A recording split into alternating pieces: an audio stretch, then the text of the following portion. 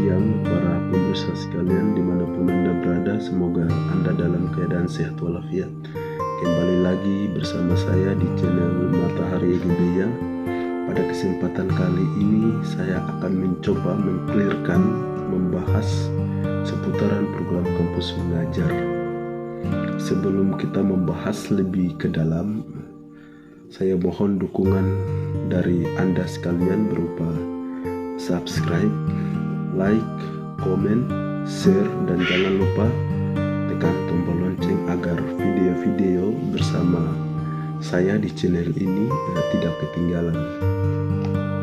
Tidak basa-basi, kita lanjut membahas terkait program kampus mengajar itu sendiri. Jadi pertanyaan besar bagi saya sendiri dan juga para terlebih khusus para calon kontribusi di bidang pendidikan bahwa program kampus mengajar itu dari mana. Jadi program kampus mengajar itu sendiri diprogramkan dari Kemendikbudristek RI, yang mana program-program ini sudah diimplementasikan di setiap perguruan tinggi di Indonesia, sehingga dengan program ini sebagian besar perguruan tinggi yang sudah kontribusi dalam dunia pendidikan itu sendiri.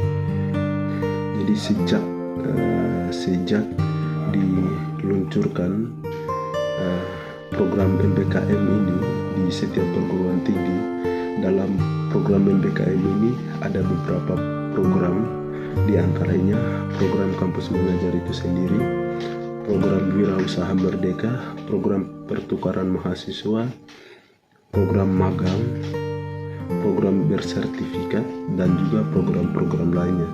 Jadi di sini saya akan mengclearkan salah satu dari antaranya, yaitu program kampus mengajar itu sendiri. Dan mengapa? Karena saya juga alumni dari program kampus mengajar itu angkatan-angkatan sebelumnya. Jadi di sini saya akan mengclearkan terkait program kampus mengajar ini sesuai dengan pengalaman yang saya hadapi mulai dari awal hingga sampai dengan akhir.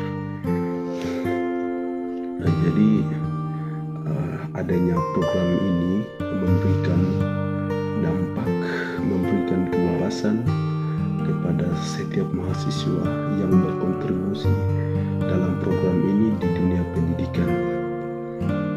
Dan dengan adanya program ini memberikan dampak inovasi yang signifikan bagi warga sekolah, baik itu warga sekolah yang ada di perkotaan, kemudian yang ada di pelosok-pelosok, baik itu di jenjang SD, SMP, dan juga SMK.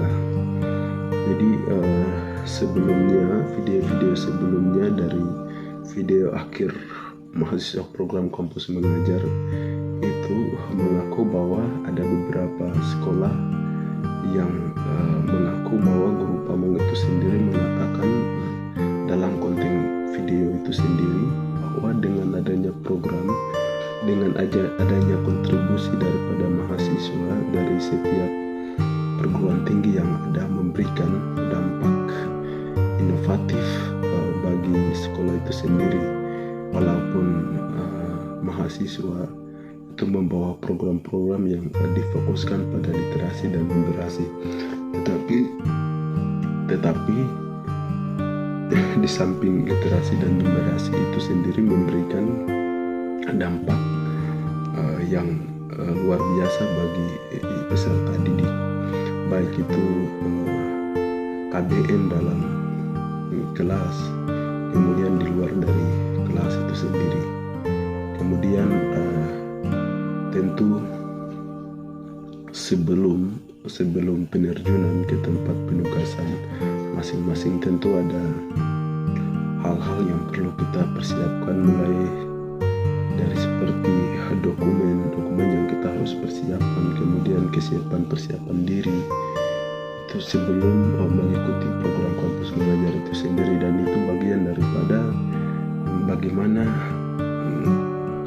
tim program kampus mengajar itu sendiri mengetes kemampuan kita, terlebih khusus di literasi dan numerasi itu sudah sampai di mana, dan di samping itu juga ada seleksi administrasi. Jadi teman-teman itu perlu kita lewati tahap per tahap demi tahap. Jadi itu menjadi kewajiban kita untuk kita mengikuti setiap tahap ini sebelum menuju ke tempat penugasan kita masing-masing. Kemudian usai daripada mengetes ini, syukur-syukur kalau kita dinyatakan lulus, dan banyak hal yang nantinya kita akan dapat, mulai dari bagaimana dunia kerja itu bekerja, kemudian bagaimana kita menghadapi dengan orang-orang baru, bagaimana kita mengadaptasi dengan lingkungan baru, kemudian bagaimana dinamika yang sering terjadi di dunia pendidikan, terlebih khusus tempat penugasan kita itu sendiri, dan juga bagaimana kita menyelesaikan dinamika yang terjadi di tempat penugasan kita sendiri, dan bagaimana kita kolaborasi antara mahasiswa dengan pihak-pihak terkait. Jadi di antaranya pihak-pihak terkait yaitu antara mahasiswa dengan pihak sekolah, kemudian antara mahasiswa dengan dinas pendidikan setempat, baik itu provinsi maupun kabupaten, kemudian antara mahasiswa dengan BPMP provinsi, kemudian antara mahasiswa dengan dosen pembimbing lapangan, antara mahasiswa dengan koordinator perguruan tinggi. Jadi pihak-pihak yang terkait ini bagaimana kolaborasinya untuk menyukseskan program-program yang memang sudah disusun sesuai dengan kondisi sekolah penempatan. Kemudian tentu sebelum kita terjun ke dunia penugasan itu ada persiapan yang kita harus siapkan, dan poin yang pertama sebelum kita terjun ke dunia penugasan itu tentu kita melakukan survei, observasi di tempat penugasan itu, agar bagaimana kita bisa merancang program-program yang kita implementasikan di tempat penugasan itu dengan kondisi sekolah yang ada. Mengapa demikian?